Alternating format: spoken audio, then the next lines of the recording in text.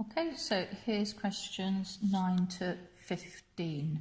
On the first one, then we need to set this up. It's always broken. Takeaway made equals the overall enthalpy of reaction. And our broken are HH and II with those values. We take away the two unknowns and we get to -9. And if you run that through and rearrange it and then divide by 2, you get to answer C, 298. Graphs. The correct one is A. That's all there is to say about that one. So number 11. We're looking with an excess of sodium hydroxide. When you put an excess of sodium hydroxide in, you replace all 6 OHs on that. So that is answer A. Number 12 then. You need the concentration of H+.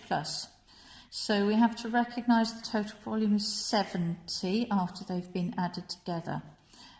You will get the H plus of HA by just working out how many moles you've got, because it is a strong acid. So that's how many moles of H plus.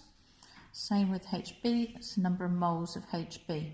So your total number of moles of H plus in solution is those two numbers, 0.15 and 0.135, divided by the total volume, which is 70 over 1,000, or rewritten out that way. So that gives you that, which is rounded to answer C. Question 13. So mole fraction wise, we've got the mole fraction of nitrogen, so the two mole fractions add up to 1, so therefore the mole fraction of the oxygen is 0.3, and then your partial pressure is mole fraction times total pressure. So that gives that value, which is answer B.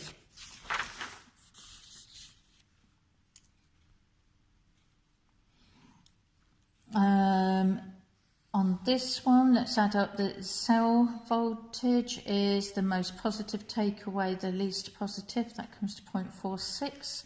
So answer 1 is incorrect. But the reaction at the copper electrode is that, because that is the reverse one, it goes from copper to copper 2+, and the silver electrode will increase in mass because it's going towards silver as a solid. So 2 and 3 are correct, which makes that C. And number 15, then chromium is correct. That is the one that just drops a 4S to go with the half complete shell there. Copper is the other one that does that, and this is an ion that would lose its 4S first, so it shouldn't have any 4S there. So that is answer B.